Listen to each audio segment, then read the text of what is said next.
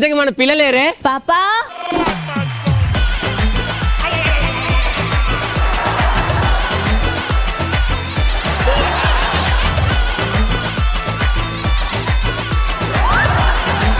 ఏంటమ్మా మళ్ళీ ఒకసారి చెయ్యి ఏమా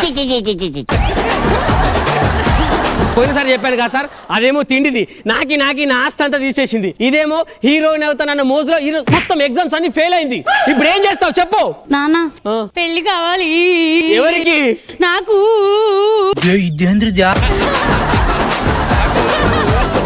ఇప్పటికిప్పుడు దీనికి పెళ్ళి అంటే అంత మంచి మొగుడిని ఎక్కడి నుంచి తీసుకురావాలి? నేనున్నా అయ్య గారు.